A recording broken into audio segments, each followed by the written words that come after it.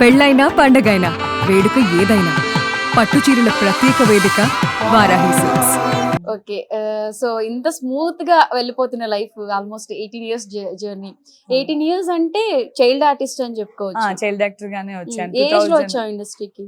13 years ఆ age లో వచ్చాను. 13 ఇయర్స్. సో ఇప్పుడు 29 అండ్ అప్పటి నుంచి కంటిన్యూ అవుతూనే ఉన్న దేవుడి దయ వల్ల ఎక్కడ స్టాప్ చేయలేదు. ఎక్కడ బ్రేక్ లేదు అంటే బేబీ పుట్టినప్పుడు కూడా 9th మంత్ వరకు 9th మంత్ అంటే 5 to 10 days లో డెలివరీకి ఉన్నానికి కూడా నా పేరు మీనాక్షి టీవీకి చేశాను. డెలివరీ టైం డెలివరీ టైమ్ లో కూడా చేశాను. దెన్ ఆఫ్టర్ డెలివరీ అయిన 12 days కి మళ్ళీ షూటింగ్ స్టార్ట్ చేశాను. గుండమ్మ కథ అండ్ అత్తారింటికి దారేది. ఎలా బా బేబీ కేర్ కోసం ఆయన్ పెట్టుకున్నాను. లొకేషన్ లొకేషన్ కి పాపని తీసుకొని వెళ్ళిపోతుండే. అంటే ప్రెగ్నెన్సీ టైంలో ఫీమేల్స్ కి కష్టం కదా. అంటే సీరియల్ మనకి తెలియదు ఏముంది, ఎర్లీ మార్నింగ్ స్టార్ట్ అయితే మిడ్ నైట్ ప్యాక్ నైట్ వరకు ప్యాకప్ అవుతాయి. అంటే ప్రెగ్నెన్సీ టైంలో అదంతా బ్యాలెన్స్. ఆ టైంలో కూడా మార్నింగ్ 3 o'clock వరకు చేసిన రోజులు ఉన్నాయి. 9th month ప్రెగ్నెంట్ ఉన్నప్పుడు కూడా మార్నింగ్ 3 o'clock వరకు చేసి వెళ్ళి మళ్ళీ నెక్స్ట్ డే మార్నింగ్ కొంచెం ఒక 1 hour 2 hours లేట్ అంటే ఒక 8 o'clock మనం రెగ్యులర్ గా 6 o'clock ఇట్లా వెళ్తాం కదా, అప్పుడు 8 o'clock ఇలా వస్తానని అడగడం, పర్మిషన్ తీసుకొని 8 o'clock వరకు వెళ్ళడం ఇలా జరిగేది. అంటే చాలా మంది ఇండస్ట్రీలో అంటారు కదా, పెళ్ళైనా పిల్లలు పుట్టినా కొంచెం గ్యాప్ ఇస్తారు, ఆపర్చునిటీస్ రావు అని. బట్ 9th month ప్రెగ్నెంట్ అంటే ఆ క్యారెక్టర్ కి అది ఎలా సెట్ అయింది? నా పేరు మీనాక్షి విలన్ గానే ఎంటర్ అయ్యాను. సో అప్పుడు ప్రెగ్నెంట్ లేకుండే. దెన్ ఆఫ్టర్ ప్రెగ్నెంట్ అప్పుడు లాంగ్ ఫ్రాక్స్ ఉంటాయి, ఇక్కడ వరకు సన్నగా ఉండి ఇక్కడ లాంగ్ ఫ్రాక్స్ ఉంటాయి కదా, సో ఆ ఫ్రాక్స్ వేసి కవర్ చేసేదాన్ని మొత్తం స్టమక్ ని. అండ్ కెమెరా ఉన్నప్పుడు కూడా 1 side చున్నీ ఇట్లా పట్టుకొని యాక్ట్ చేయడం, అంటే స్టమక్ కూడా కనపడకుండా. ఇటు సైడ్ కి ఈ లెఫ్ట్ ప్రొఫైల్ వచ్చేటప్పటికి ఇక్కడ సైడ్ చున్నీ ఇట్లా పెట్టుకొని యాక్ట్ చేయడం ఇలా చేసిన ఉండే అప్పుడు. సో టీమ్ కూడా సపోర్ట్ చేస్తారు? టీం కూడా నాకు చాలా సపోర్ట్ చేశారు, అర్క వాళ్ళు. Okay, very nice. అసలు అంటే 11 days బేబీని తీసుకెళ్ళావంటే అసలు సెట్ లో అది ఎలా పాసిబుల్ అవుతుంది? అంటే న్యూ మదర్ అంటే నైట్స్ స్లీప్ ఉండదు, పిల్లల్ని చూసుకోవడం ఇవన్నీ ఉంటాయి కదా. అవును, బట్ తప్పదు ఇంకా. అంటే మనం వన్స్ ఒక ప్రాజెక్ట్ ఒప్పుకున్నామంటే దానికి న్యాయం చేయాలనేదే నా పాలసీ అనమాట.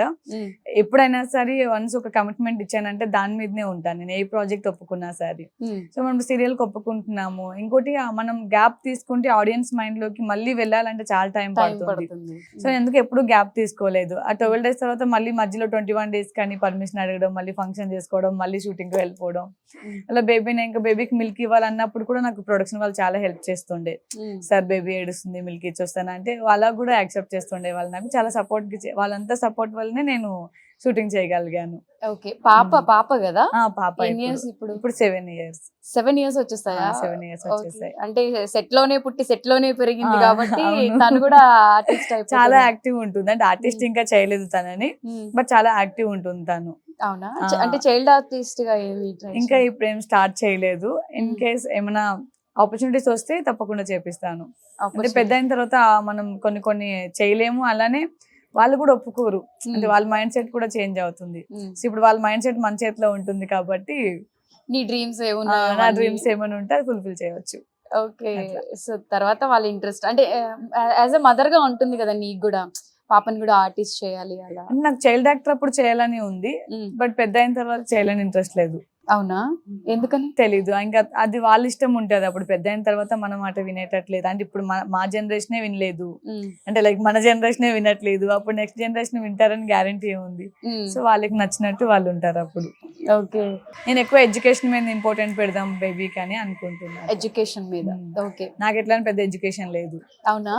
నేను ఓన్లీ 10th చదివాను. దెన్ ఆఫ్టర్ ఇంటర్ జాయిన్ అయ్యి మళ్ళీ స్టాప్ చేశాను అన్నమాట.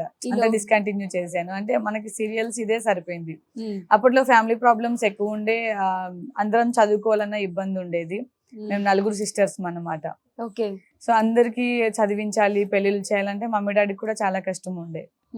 4 అమ్మాయిలు మేము. సో అప్పుడు డాడీకి మమ్మీకి మనం కూడా ఒక తోడుగా ఉండాలంటే మన ఎడ్యుకేషన్ స్టాప్ చేసేసి ఏదైనా ఆఫ్టర్ సీరియల్స్ అండ్ ఆ వర్క్ అని ప్రతి ఒక్క పని చేశాను నేను. ఈ పని చేశాను, ఈ పని చేయలేదని ఏం లేదు. ఇండస్ట్రీ అంటే చదువుకుంటూనే అన్ని పనులు చేస్తూ ఉండేవాళ్ళం.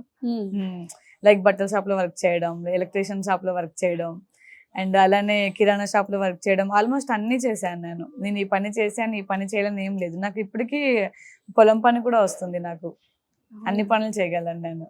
ఓకే. అంటే ఆడపిల్ల అంటే ఓన్లీ ఆడపిల్లగా ఉండొద్దు. నువ్వు ఆడపిల్లవి కాదు, మొన్న బుల్లెట్ వేసుకుని వెళ్తుంటే చూసా, మగరాయిలాగా జీన్స్ షర్ట్ అవును, నాకు బుల్లెట్ ఇష్టం యాక్చువల్ గా. నేను మా హస్బెండ్ కి సర్ప్రైజ్ గిఫ్ట్ ఇచ్చాను, కానీ పాపం తన వాడింది తక్కువ, నేను వాడింది ఎక్కువ తనకి. అవునా? బుల్లెట్ ఆల్మోస్ట్ నేనే వాడతా, షూట్స్ కి కూడా నేను అదే వేసుకొని వచ్చేస్తుంటాను. లొకేషన్స్ కి కూడా వేసుకొస్తావా? లొకేషన్స్ కూడా వేసుకొస్తాను. వావ్. అసలు అంటే నీకు డ్రైవింగ్ ఎవరు నేర్పించారు? నేను ఆ బుల్లెట్ మా క్వశ్చన్ husband నేనే ఏ అడుగుదాం అనుకుంటున్నా. మా హస్బెండే నేర్పించారు 2014 ఐ థింక్. నువ్వు ఆయనకి గిఫ్ట్ ఇచ్చిన తర్వాత ఆయన నీకు బుల్లెట్ లేదు లేదు, ఫస్ట్ ఆయన నాకు బండి నేర్పించారు. తనది స్టార్ సిటీ ఉంటుండే బ్లూ కలర్ అప్పట్లో 2014 ఆ టైంలో. సో తన ఇంకా లవ్ లో ఉన్నప్పుడు నేర్పించాడు అనమాట.